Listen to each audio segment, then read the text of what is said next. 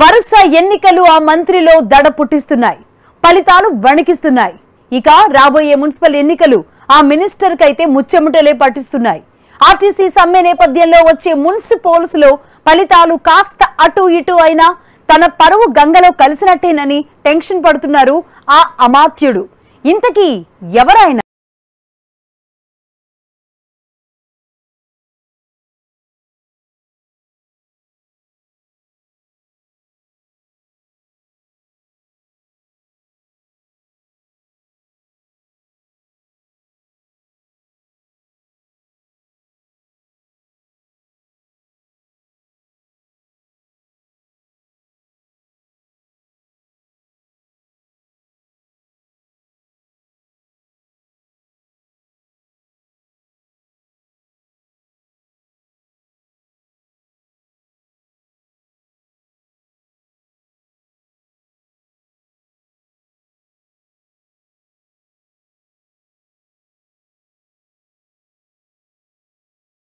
Parliament ఎన్నికల్లో పోయిన పరువుకు municipal సమరంలో బదులు తీర్చుకోవాలని మంత్రి ఇంద్రకరణ్ రెడ్డి గట్టి పట్టుదలగా ఉన్నారు.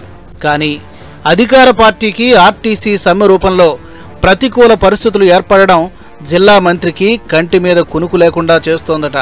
ఆర్టికల్ 370 రద్దు, కాశ్మీర్ విభజనతో పట్టణ ప్రాంతాల్లో తమకు బలం బాగా పెరిగిందని బీజేపీ భావిస్తోంది. దీనికి తోడు ఆర్టీసీ సమ్మె రోజురోజుకు ముదురుతూ ఉండడం, పైగా కనీసం అటువైపు వెళ్లి పలకరిద్దామన్నా పలకరించలేని పరిస్థితి. సీఎం వైఖరితో గులాబీ పార్టీ ఎమ్మెల్యేలు ఉక్కిరి బిక్కిరవుతున్నారట. అందుకే చాలా మంది ఎమ్మెల్యేలు క్షేత్రస్థాయిలో తిరగడమే మానేశారు.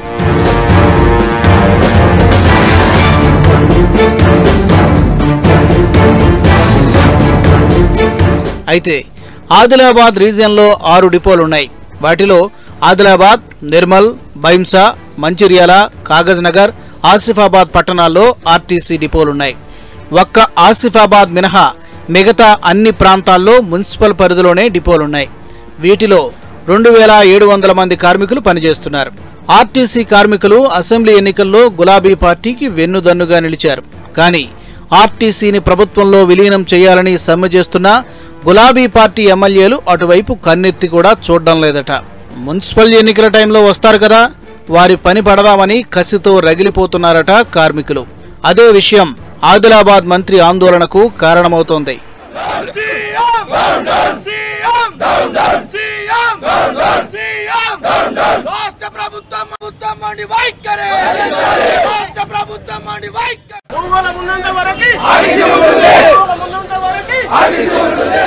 ప్రధానంగా నిర్మల్ నియోజకవర్గానికి ప్రాతినిధ్యం వహిస్తున్న మంత్రి ఇంద్రకరణ్ రెడ్డికి పార్లమెంటు ఎన్నికల్లోనే చుక్కెదురైంది. ఏకంగా ఈ నియోజకవర్గంలో అధికార పార్టీ 3వ స్థానానికి దిగజారింది. నిర్మల్లో అసలు నాయకుడే లేని బీజేపీ భారీ ఓట్లు సాధించి మెజారిటీ సాధిస్తే, మంత్రి ఇలాకాలో కాంగ్రెస్ తర్వాతి స్థానంలో ముచ్చటగా 3వ స్థానంలో నిలిచింది గులాబీ పార్టీ. దాంతో మంత్రి ఇంద్రకరణ్ రెడ్డి షాక్ అయ్యారట. కనీసం మున్సిపల్ ఎన్నికల్లోనైనా పట్టు నిలుపుకోవాలని భావిస్తున్నారట. లేదంటే తనకు హైకమాండ్ దగ్గర పరపతి మరింతగా తగ్గిపోతుందని టెన్షన్ పడుతున్నారట.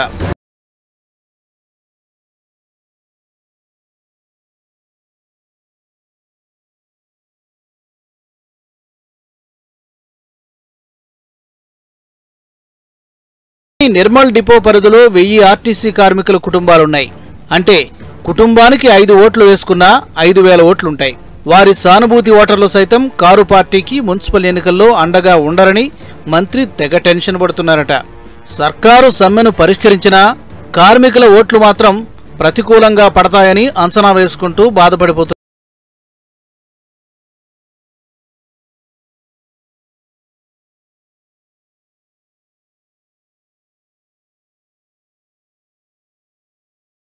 అదేవిధంగా మున్సిపల్ ఎన్నికలు జరగనున్న బైంసా, ఆదిలాబాద్, కాగజ్ నగర్, మంచిర్యాల ఆర్టీసీ కార్మికుల ఓట్లు మున్సిపల్ ఎన్నికల్లో కీలక పాత్ర పోషించనున్నాయి. ఈ మున్సిపాలిటీలు ఎమ్మెల్యేలకు అగ్ని పరీక్షగా మారాయి. ముతోల్ నియోజకవర్గంలో ఎంఐఎంతో కలిసి మున్సిపల్ ఎన్నికల్లో జెండా ఎగరవేయాలన్న కల ఫలిస్తుందో లేదోనని ఎమ్మెల్యే విఠల్ రెడ్డి ఆందోళన చెందుతున్నారట. ఆదిలాబాద్లో ఎమ్మెల్యే రామన్న, కాగజ్ నగర్లో ఎమ్మెల్యే కోనప్ప, మంచిర్యాలలో ఎమ్మెల్యే దివాకర్ రావులకు కార్మికుల ఓట్ల భయం పట్టుకుందట. కనీసం ఆర్టీసీ కార్మికుల ఓట్లు 4 నుంచి 5 వార్డుల్లో గెలుపు ఓటములను నిర్ణయిస్తాయని లోలోపల హైరానా పడుతున్నారట.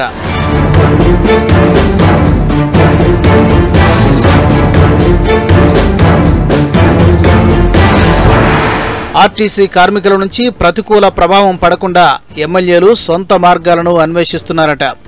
ఈ ప్రక్రియలో భాగంగా కుటుంబ సభ్యులను రంగంలోకి దించితే సానుభూతి పొందవచ్చని వ్యూహాత్మకంగా అడుగులు వేస్తున్నారట. మరొక వైపు సంక్షేమ పథకాలు గుంపగుత్తగా పడే విధంగా ఇప్పటి నుంచే ప్రణాళికలు రచిస్తున్నారట. ఎంపీ ఎన్నికల్లో బీజేపీ దెబ్బతో మళ్లీ మున్సిపల్ పోల్స్లో కమలం వికసించకుండా చర్యలు చేపడుతున్నారట. ఈ ప్రక్రియలో భాగంగా కాంగ్రెస్ పార్టీ నాయకులను పార్టీలో చేర్చుకోవడానికి అధికార పార్టీ నాయకులు వ్యూహాలు రచిస్తున్నారట.